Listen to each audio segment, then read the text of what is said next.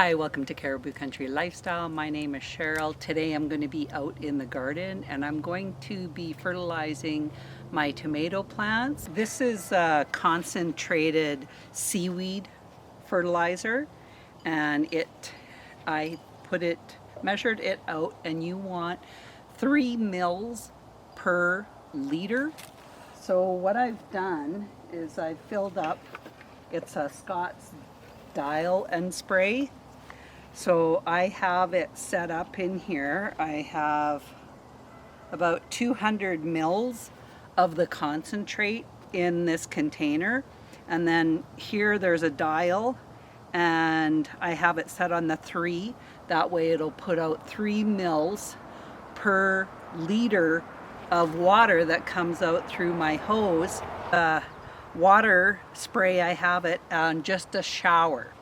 So I'm going to go around and I am going to give a little fertilizer to all my tomato plants. I already did my pepper plants, and so I thought this would be great for doing all my tomato plants because I have 24 tomato plants just in these raised beds, and then I have 6 tomato plants that I put into pots as well, and I have those situated around the garden in pots on the ground.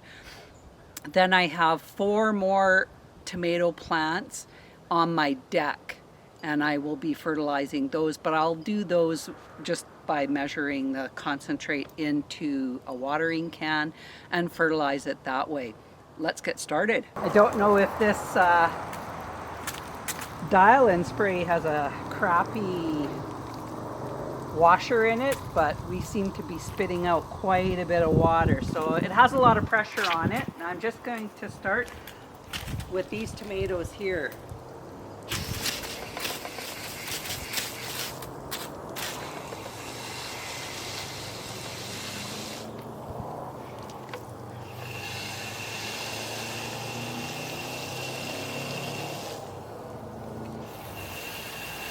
And this way I can just direct it to each of the tomato plants individually.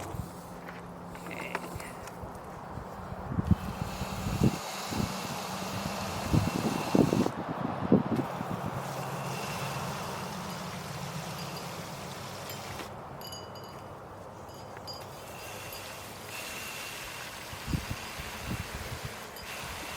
I like that it can regulate how much, like 3 mils per gallon. That's pretty good. Now I think it works good, except for the fact that it was spraying. I was getting soaked. Just my sandals are soaked, my pants are a little bit damp, and I checked and it has a brand new washer in it. But Jamie was saying maybe stick another washer in it and then use a pair of pliers on the hose and tighten it up as much as you can, because I told him that that's crazy. I've never used this before and it's like spraying water out like crazy, and he just said put another washer in there, and he has some special washers that I will definitely use the next time. So I only used half of the concentrate that I put in there. I put in 200 mils and I used 100 mils of that concentrate just to do these 30 plants that I have in around here, including the pots that I have just placed in amongst in the garden as well. So we're going to take a little look around and see how things are going in the garden. I've been gone for probably about almost 2 weeks. I went to Saskatchewan and visited my sister, and I go there every summer. So I just got back probably about 4 days ago, and I'm just kind of playing catch up with everything, hence the reason why I haven't put a video out in the last 2 weeks. So I wanted to take you around and show you how much everything has grown since my last tour. So we'll come in on this side. These are the Hikuri salad turnips, and if we look in here, there's one. That one, we'll let it get a little bit bigger, but it's almost ready to be picked. butter crunch lettuce in behind the Takiri salad turnips. These are my little sweet peas that I have growing, and I want them to crawl up this fence panel and flower. I planted some more romaine lettuce, and this one is growing good. I ended up thinning that out. Pulled out all my radishes from in this corner. They ended up going to seed by the time I got back from Saskatchewan. So now I've planted a couple of rows of spinach in here. Have my nasturtiums, some sunflowers, gladiolas. Have a pot there that has a snapdragon and some lobelia in it. It needs some water. Got some marigolds. And then there's my dill, getting nice and big. This one's a cute nasturtium, has the variegated leaves on it. And then that's my yellow zucchini in the back corner. These tomatoes here, these are the San Marzano tomatoes. In front of that, there's the prize head lettuce. It's coming along. These tomatoes are the New Girl tomatoes. Already got a couple of little tomatoes on there. Started tying up my tomatoes. I'm using these little tomato clips, and I picked them up from Early's when I went through Saskatoon. Grabbed some of those. In the front, I had radishes that had gone to seed, so now I have put in a row of arugula. There's my leeks. And these beets here, what are they? They are the Crosby beets. Flying saucer morning glories, and they're starting to climb up the panel. Here are the California Wonder peppers, and I even have a pepper coming in right there. Got some flowers going on that.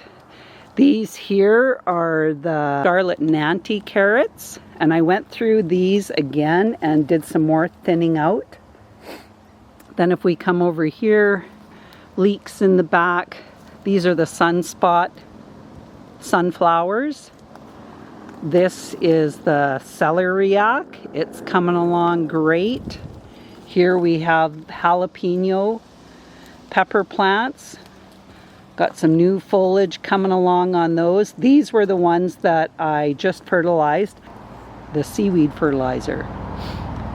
In there we have planted some of my cucumber seeds, and so they're getting going. In front of that is the celery, and it's growing good. My basil is doing better now that those bugs aren't eating the basil, so that's doing better. It's had a little bit of a rough start. These tomatoes are the Sun Gold cherry tomatoes. Lots of flowers, even have a few little cherry tomatoes coming in on there. And then over here are the Old German. And then this is the Music garlic. And I'll be probably picking this pretty soon. A couple of fennel plants. The Red Russian garlic. Another variegated nasturtium, and I'm not sure what the other nasturtium is. I don't know what variety these are. Let me look. This is the Tip Top Alaska nasturtium. And if we come over here, this is my shallots that I have growing, and behind that is it's an Asian cabbage.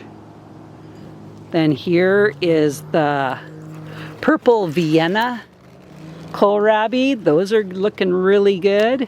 Behind them I have my little pickling cucumber plants. I've had two I've ended up having to strip off some of the leaves on the backs of these purple Vienna just to give the pickling cucumbers some room. These peppers here, these are the Carnival Blend peppers. I haven't seen any peppers forming on those, but we do have buds on those. I ended up planting some more radishes over on this side. I have cherry bell radish, and I did the China rose radish as well, a row there. There we can see my little pickling cucumber plants better. The two bigger ones I purchased, and then these two smaller ones were seeds that I plunked into the ground to get them going. China gold cabbage, that's what it's called, China gold cabbage. Here we have the Bloomsdale spinach. My countryside spinach went to seed by the time I got back, so I ended up pulling all of that out. These carrots are the Goldfinger carrots. They are a baby carrot. My Asian radishes all went to seed, so I ended up pulling all of those out, but there's the annual green bunching onions. And on this side we have the Cylindra beets, very sparse. I think I'm going to have to plant some more seeds. Like, that's just unbelievable how little those seeds took. And then this is Morning Glories as well. Over here, this is the purple sprouting broccoli, and it is looking lovely. Got a lot of rutabagas going over on this side. The dwarf green curled kale. I'll be picking some of that pretty quick. These tomatoes, this is the Oxheart tomato on this side, those two. And then these two over here are the Aunt Ruby's German green. In front of my tomatoes is the Chinese Toy Choy, and these have not been in here very long, probably a couple of weeks. And then I planted some of the Bull's Blood beets in front of those, and those are coming up. These are the Bull's Blood beets that I planted before I started these other seeds, and that's why they look so much bigger. 4 fennel seeds, or 4 fennel plants in the back over there.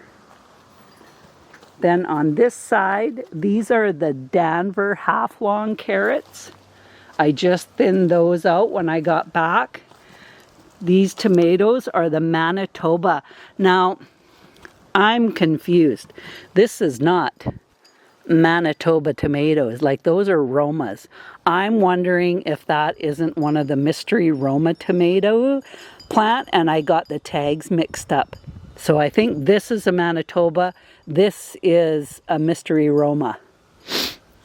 Then I have over here are the Valencia. Then in this pot is an old German as a San Marzano. Come down here. This pot is a New Girl. We have Brandywine on this side of the gate, Brandywine on that side of the gate, and a Celebrity over here. On this front, this is the King of the North peppers. This row of carrots, that's the Bilbo carrots, and I did thin these ones out as well. These two tomatoes are Brandywine red, and these two tomatoes are the Celebrity. Lots of flowers coming in. This one's not quite tall enough for me to tie it up yet. Wasn't as tall as this one. These beets are the Early Wonder beets, and that one is just a Volunteer red onion. Over here, these beets are baby beets. And these tomatoes are Amish paste. These two tomatoes are Carnival blend. And then here we have a variety of colors for my Swiss chard. Look at that, that's so pretty. And then here we have a yellow one coming in, and the other ones are white.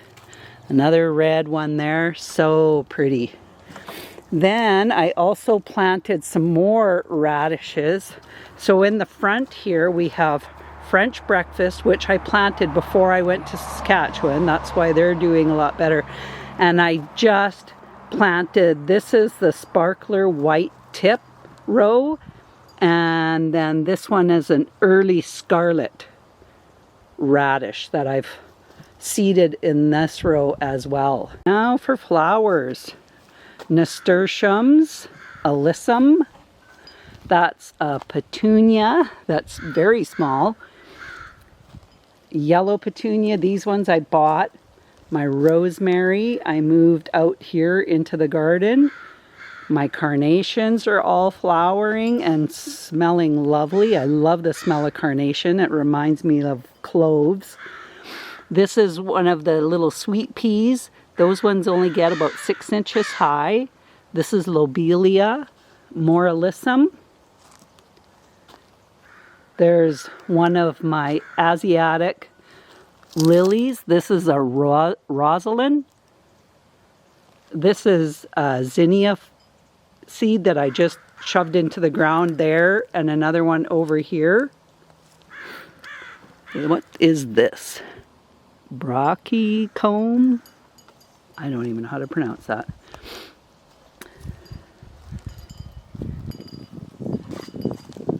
Another nasturtium. I ended up plunking in cosmos. I found a little multi-pack at the garden center, and so I put in the cosmos. But look at my monkshood starting to flower. It's looking absolutely gorgeous. My bleeding heart is pretty much finished. Oh, look. Look at that Asiatic lily. That is beautiful. I didn't realize it was flowering. Here's the borage. Nice pollinator. Brings in the beneficial pollinators. And then, oh, there's one right there. Buzzing around. They're so cute. And then this one, the twin red. So I can't wait for those to flower. Look at those carnations. Look at that. Those petunias look absolutely wonderful. Here I have my clematis is flowering. Try and get a little picture of the flower. It's got a few more buds on it, so it'll be flowering more buds pretty quick here. This is the double Calibrachoa. Isn't that pretty? Then I have a snapdragon, black and white dianthus, some lobelia. Can't wait for those to be flowering. And then over on this side is a frisky orange petunia. Pulling off these little dead heads off of there. And then I ended up putting in a Terrenia. That was in this assorted little pack that I just bought. And then here's my other. The deer can't get to this, so this is why it's just looking absolutely lovely. Okay, we're down in the bottom part. These are my leeks. Oh, and I got a cabbage moth in there. We're gonna have to get that out.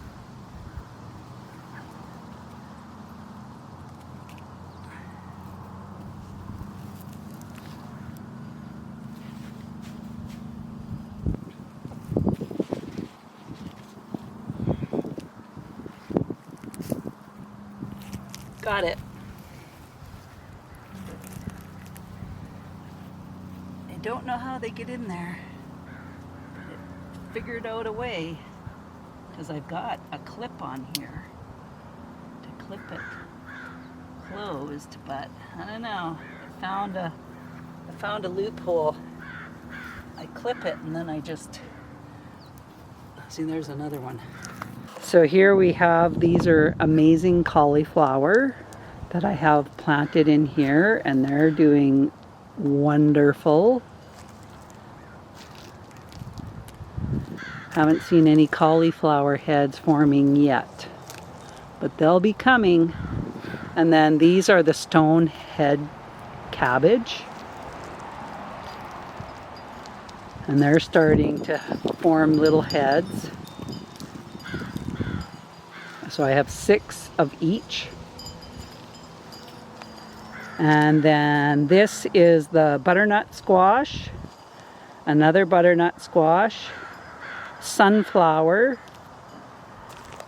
green zucchini, another sunflower, spaghetti squash,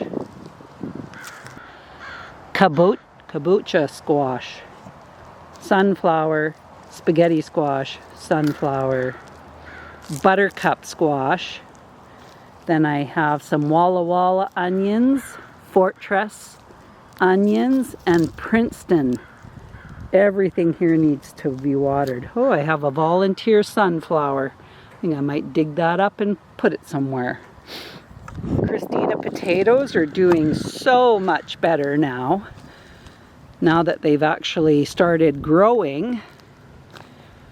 And then if we come down here, these are the sweet potatoes. They are doing better. We lost a couple of plants, but I have 5 for sure.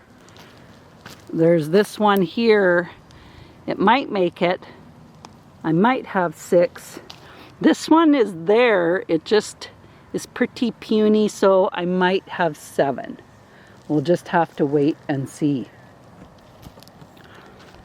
I don't think my husband liked my sprinkler very much, so he made a sprinkler. So all we have to do is hook the hose up to that and it will water the whole garden. This was my purchase, my $20 purchase of one of these overhead oscillating sprinklers, and sometimes it didn't hit the very end of each end of the garden.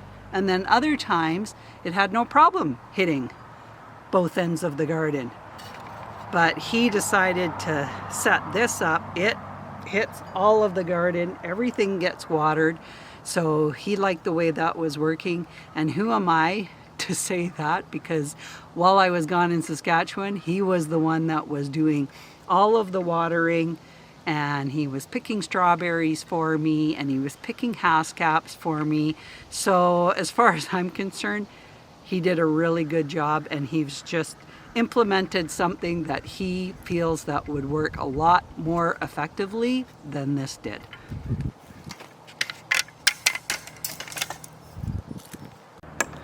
It's one of my apple trees. This apple was a tree that was already on the property when we moved here.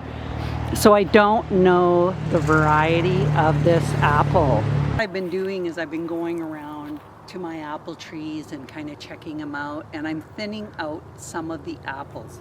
So if I see that there's 3 apples in a group, I will pluck out one of the apples. And what that does is that gives the other 2 more room to get them to be a pretty good size. You get too many apples in a clump and they won't get any bigger.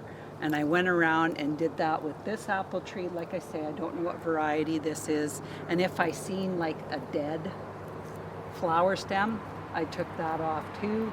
But just kind of thinning it out a little bit to give the apples a chance to get bigger. I have another apple tree over on the other side of the property. Again, that was there before we moved here. Do not know the variety. It has green apples on it just like these do, and I did the same to that one as well. Just trying to help it maximize the apples so that I have a bigger size of apple.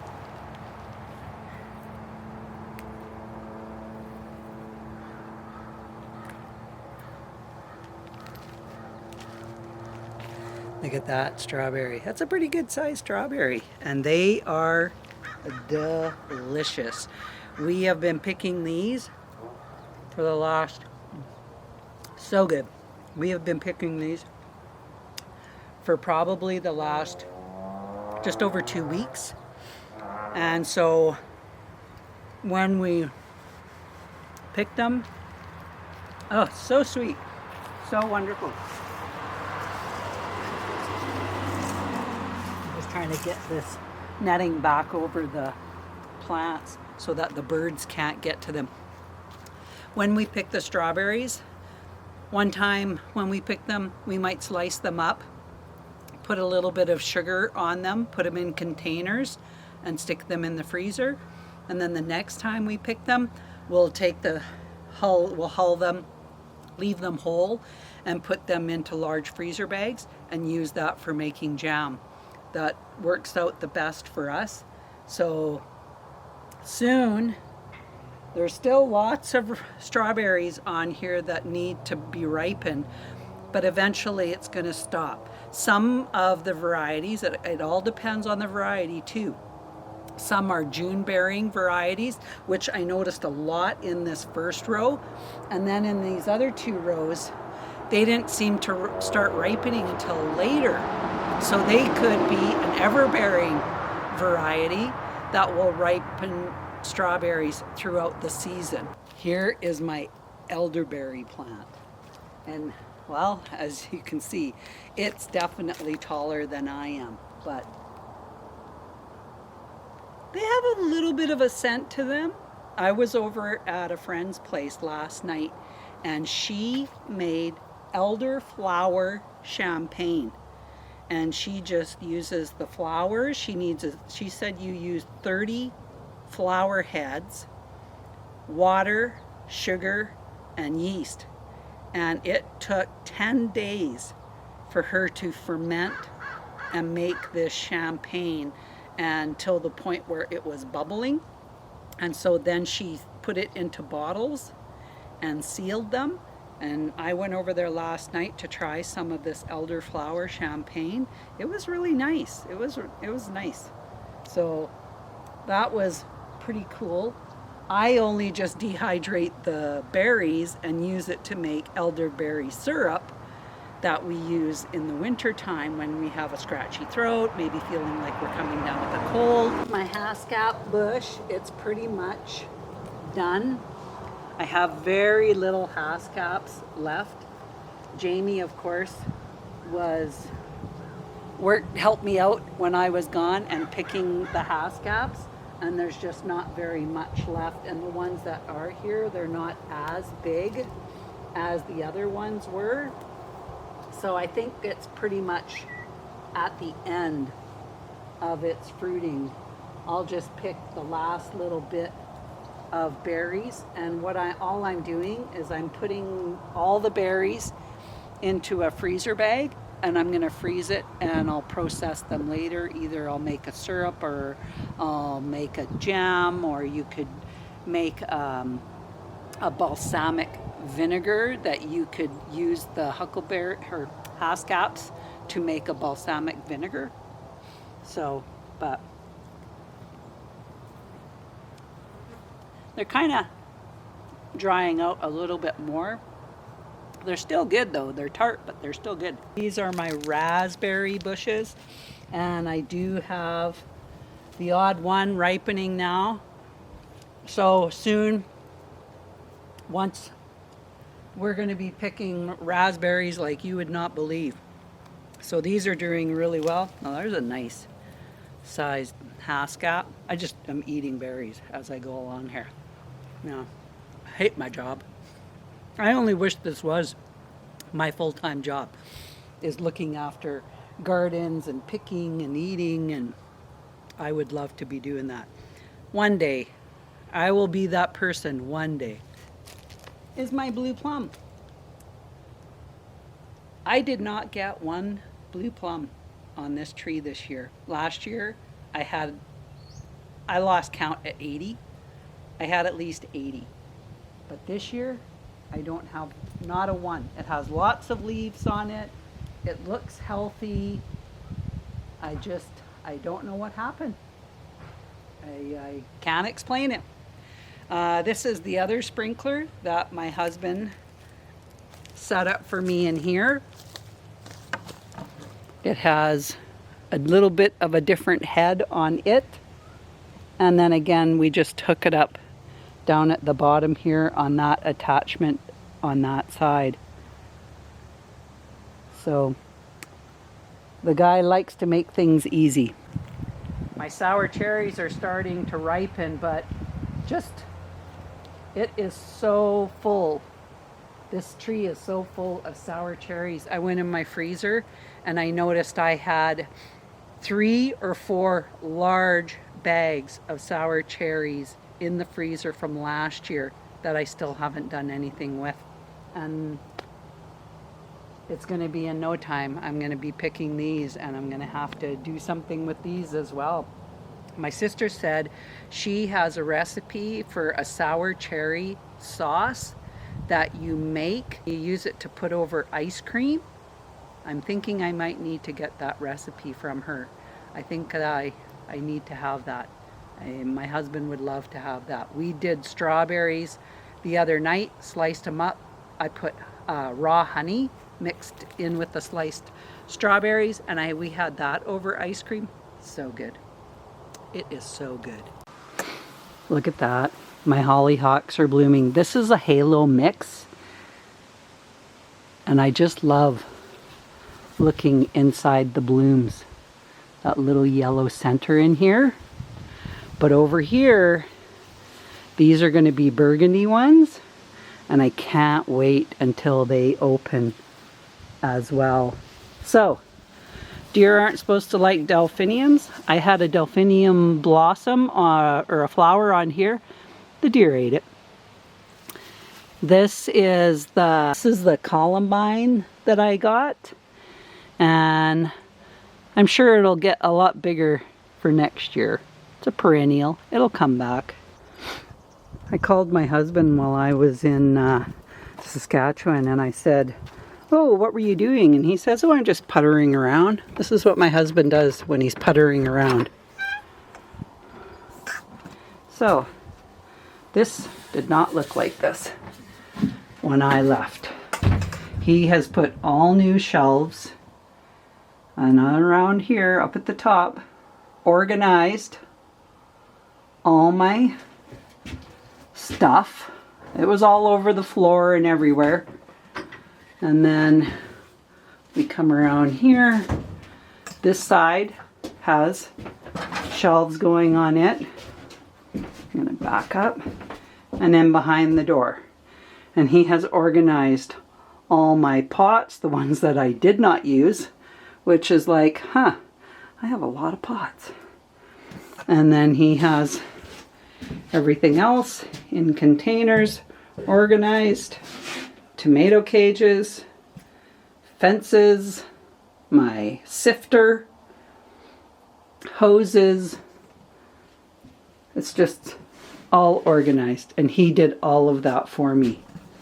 This is what happens when you leave your husband and he feels the need to putter, which benefited me in the end. He put this pegboard on here, so all I have to do is buy the hooks, and I'll be able to hook all my tools on the pegboard. Like, what a guy. This is why I love him. When my husband was organizing my shed, he found this fountain that I had bought, so he was going to bring it out here on the deck and get it going, but the pump is not working. So we're going to have to pick up a new pump and see if we can get this going. Flowers.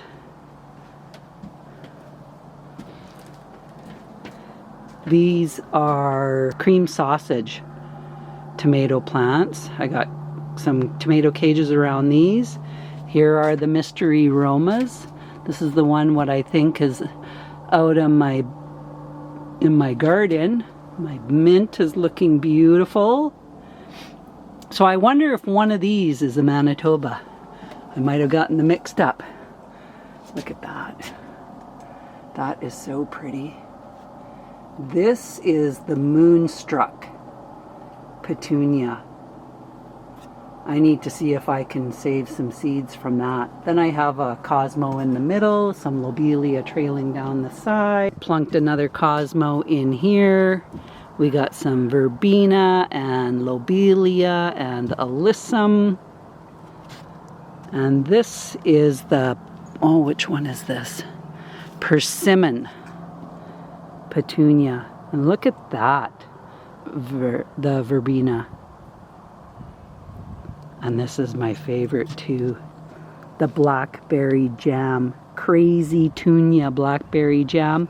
Red geranium. We have some Lobelia in the back.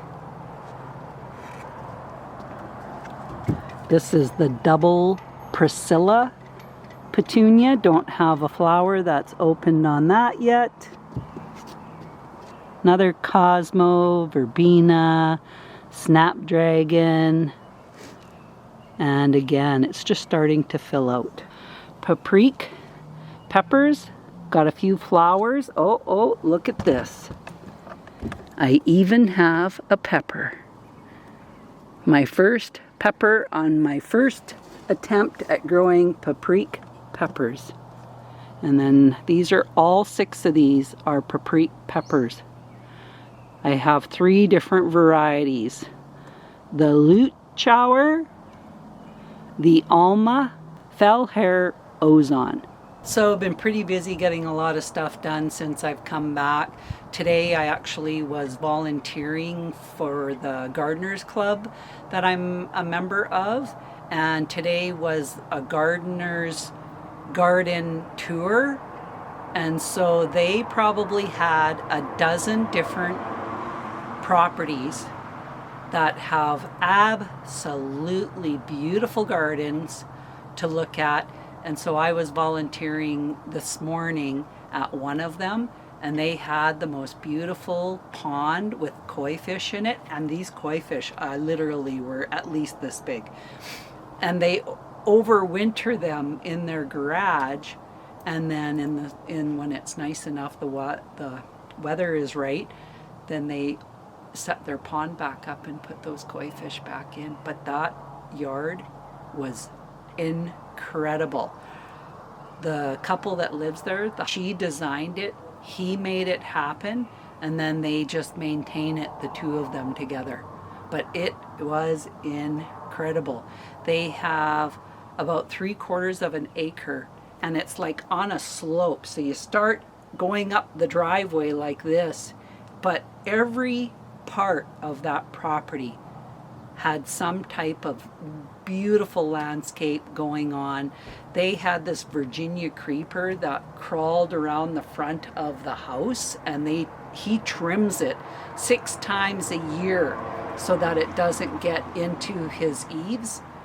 And I was just like, wow, that's probably where we kind of falter on ours, because we don't prune and